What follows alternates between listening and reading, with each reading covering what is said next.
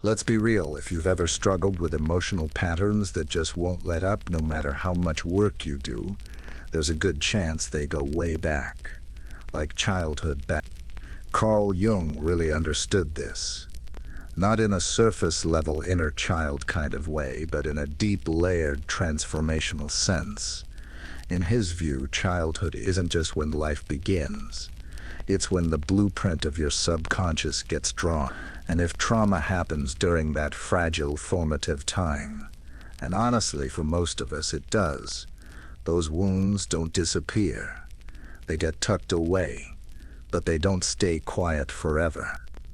Jung believed that these early emotional injuries leave imprints that ripple into adulthood.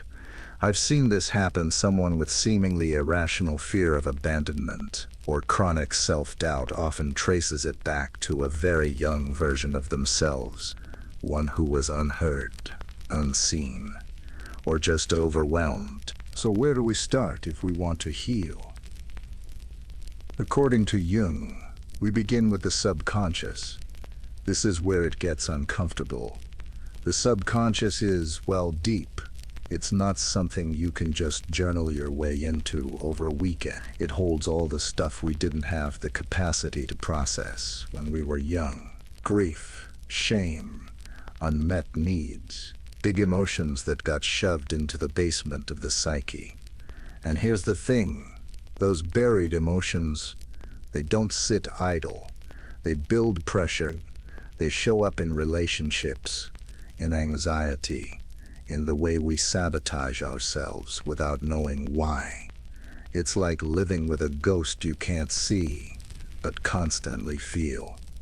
That's why Jung emphasized facing the subconscious, not because it's fun, but because it's necessary. He also talked about something called the collective unconscious, a deeper realm that holds the archetypes and symbols shared by all of humanity. Think of it like an ancestral memory pool.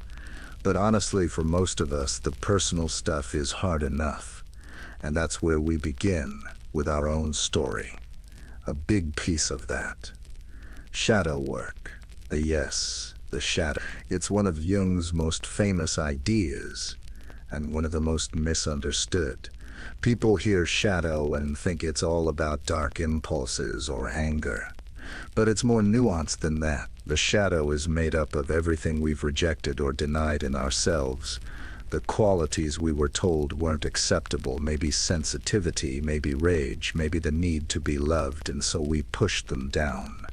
We didn't know how to hold them, or we learned it wasn't safe to do so. But those parts didn't go away. They hid in the subconscious, quietly influencing everything. Jung believed that if we never turn toward this shadow, it starts to run the show from behind the curtain. Internal conflict, emotional chaos, self-sabotage, they're often the shadow speaking in code. And healing means decoding it. Shadow work isn't just recognizing the shadow, it's reconciling with it, accepting it, even learning from it.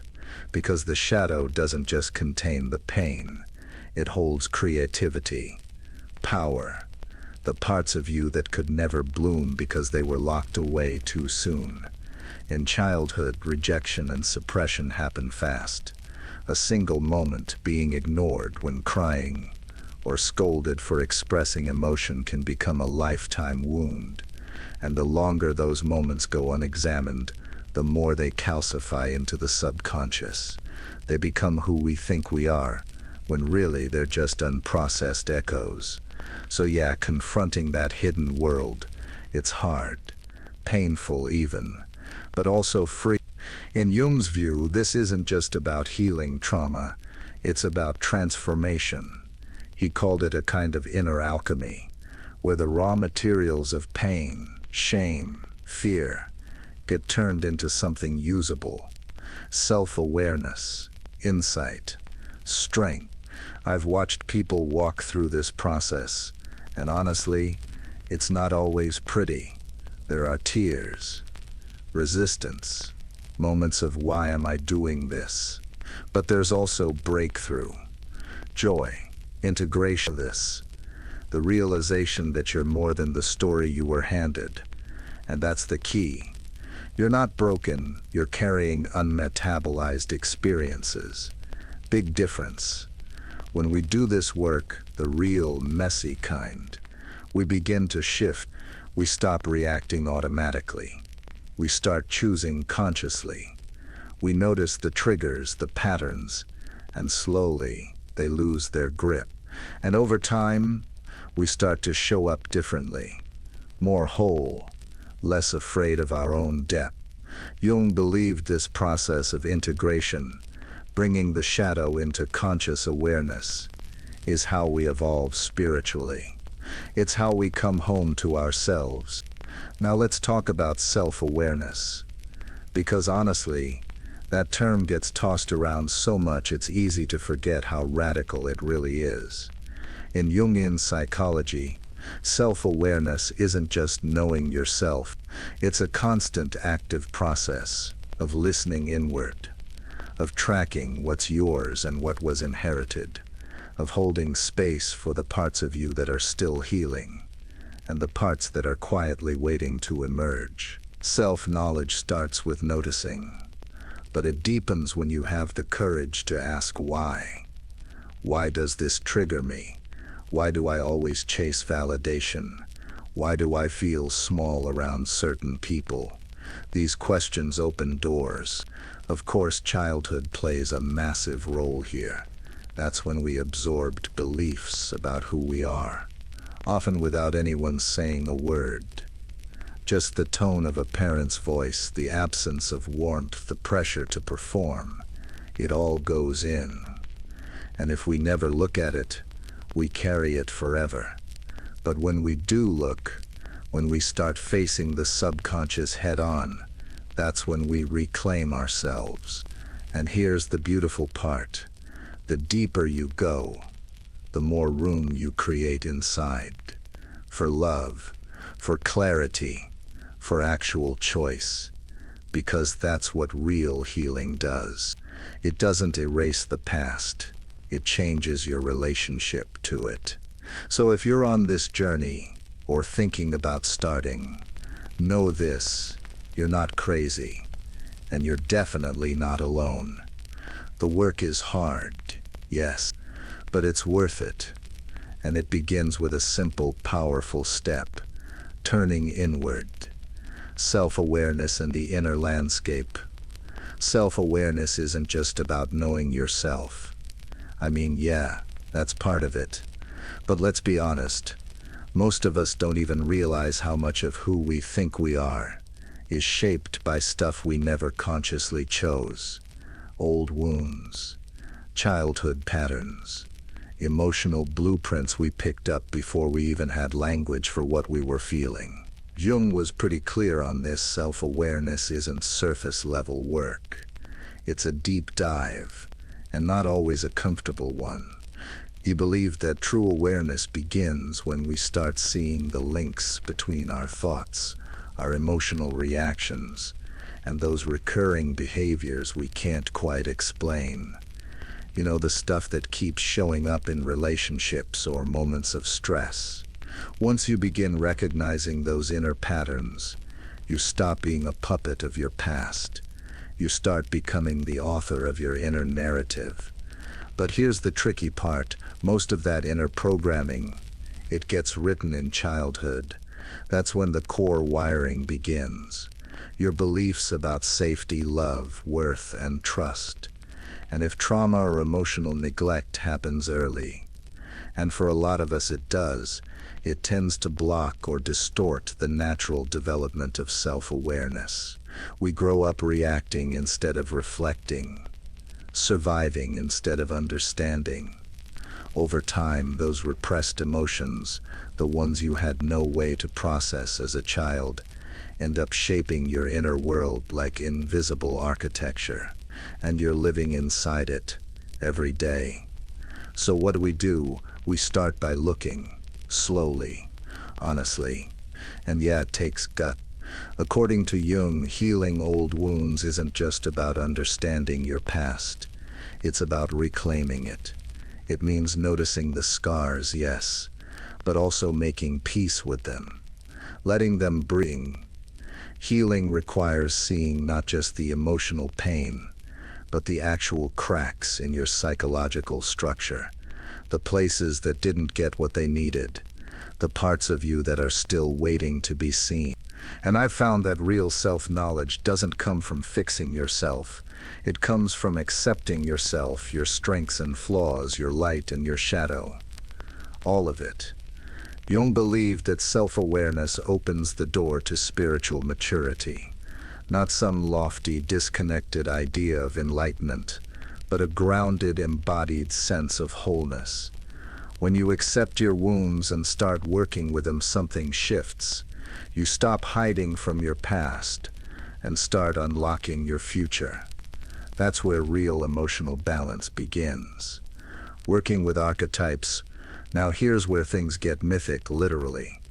Jung introduced the idea of archetypes, and honestly, once you see them, you can't unsee them. Archetypes are these universal patterns, symbolic forces that live deep in the human psyche. They're older than culture, older than language, and they show up in dreams, art, religion, fairy tales, and maybe most powerfully in your own internal world. Jung believed these patterns were part of the collective unconscious, and even though we don't always notice them consciously, they shape how we think, feel, and relate. Every human carries them. Here's what I've noticed. Childhood is where these archetypes start to settle into place, or get warped. Let's say a child doesn't receive the love or care they need from a caregiver, especially a mother figure. The mother archetype doesn't disappear, but it might twist. It might become the absence of safety rather than its presence. And that distortion, it echoes into adulthood, affecting everything from romantic attachment to self-worth. The good news, archetypes can be worked with. You don't have to be stuck with a broken version of them. When you consciously engage with archetypes, you begin to update the symbolic code running your inner life. It's kind of like psychic software. You meet the neglected mother, the abandoned child, the silent sage, and you talk to them.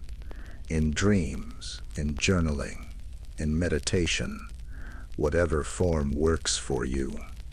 And the shifts? They're real. Take the sage archetype, your inner wisdom, your intuition. If you grew up in chaos or weren't taught to trust your instincts, this one might be dormant. But through conscious inner work, you can start to awaken it, little by little. Then there's the shadow archetype, which, yeah, it's intense, but also beautiful, because the shadow doesn't just hold the bad stuff. It hides your gold, your power, your weirdness, your truth. Jung saw archetypes not as rigid molds, but as fluid guides. By working with them, we can transform old wounds into strength. We stop repeating the past. We start living a life that actually fits who we are becoming. It's deep work, but it's also strangely playful, like storytelling with stake, imagination and art therapy, healing through symbols. Let's shift gears a bit, because not all healing is verbal. Sometimes the soul speaks in images before it ever finds words. That's where imagination and art therapy come in. Jung deeply believed that imagination wasn't fluff. It was function, a tool, a way to access the subconscious when words fall short. And when you're working through childhood trauma, words often do fall short. I've seen people sit in therapy unable to explain why they feel so heavy. Then draw a picture or write a poem that cracks something open.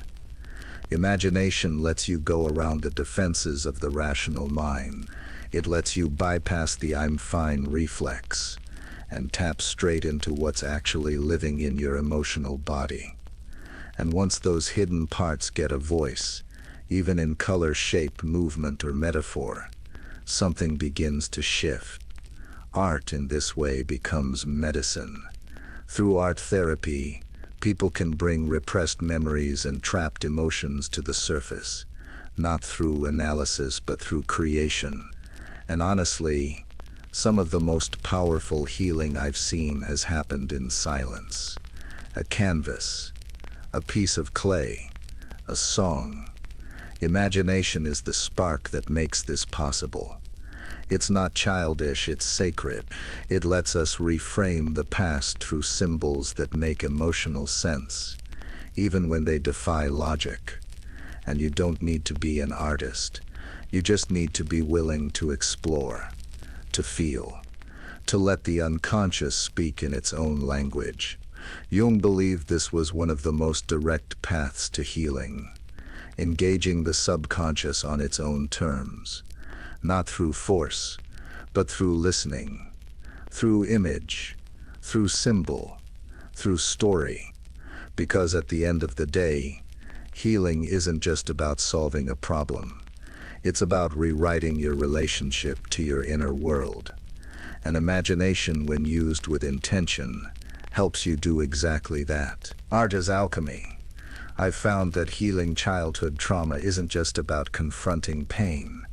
It's about transforming it into something meaningful, something beautiful even. It's not just recovery, it's rebirth, and one of the most powerful tools in that process, art. Now, I'm not talking about art in the gallery sense. This isn't about talent. This is about expression, raw, honest, symbolic. Jung believed that art could help us understand ourselves in a way words sometimes can't. And honestly, I've seen it. People pick up a brush, or write a poem, or dance in a room alone, and something moves, something shifts. Because art isn't just about facing the past. It's a way to reshape it, to look at it through a different lens, through imagination.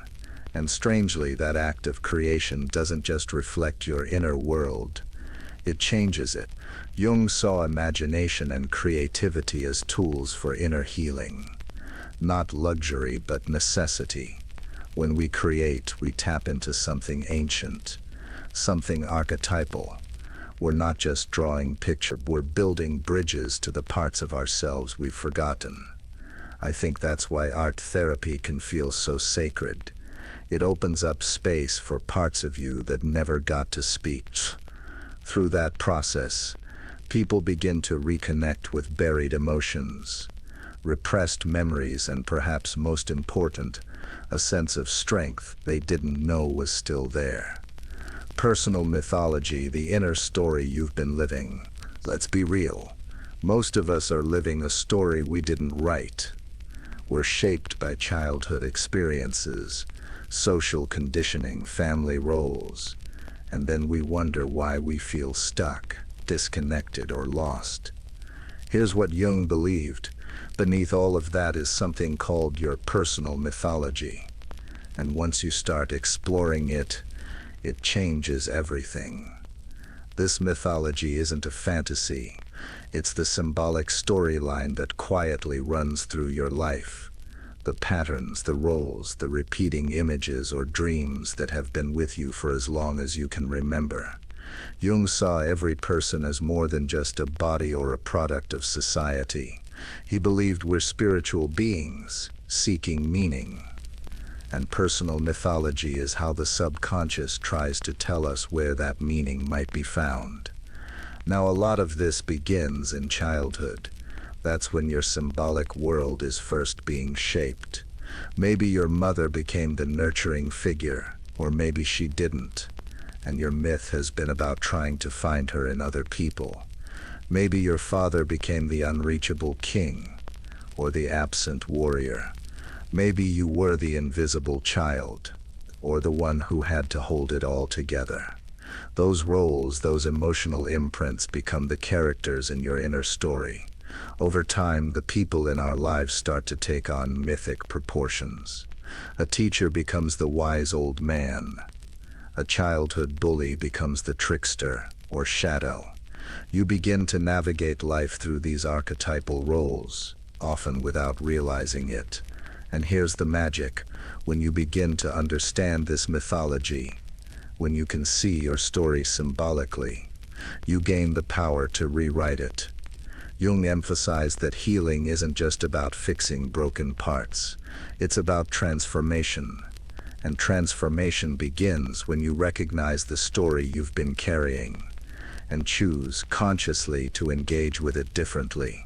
The hero, the shadow, and the inner journey. Within every personal myth, there's usually a central figure. Jung called it the hero, not in a Marvel movie kind of way, but as the part of you that's willing to face the darkness and keep going. The hero doesn't mean being fearless. It means being willing. Willing to look inward, to confront discomfort, to sit with the wounds instead of outrunning them. And yes, this hero will absolutely encounter the shadow. That's part of the journey. Actually, it's essential, because the shadow isn't just the bad stuff. It's the hidden stuff, the rejected parts of you, fears, desires, talents, truths, pushed into the subconscious when they didn't feel safe to express. Jung believed that facing the shadow was a rite of passage. It's messy, it's painful, but it's the only way to grow into a self that's whole, not just polished. And the obstacles the hero faces, those aren't random. They're reflections of the inner challenges, shame, abandonment, fear, guilt, that need to be integrated. That's how the myth evolves. That's how you evolve. Myths as maps for the soul. The beautiful thing about personal mythology is that it's symbolic, which means it doesn't always have to be literal to be real. Dreams, drawings, stories that keep returning in your life, they're all pieces of the puzzle, and when you start listening to them, they become a compass. Jung saw this symbolic language as a kind of spiritual guidance system. Myths help decode the emotional messages stored in your subconscious. They shine a light on what's been hidden, on what's asking to be seen, and maybe healed. And look, this isn't a one-time thing. Understanding your personal myth is a lifelong process. It shifts, it matures with you. But the more you work with it, through dream work, writing, creative expression, inner dialogue, the more aligned you become.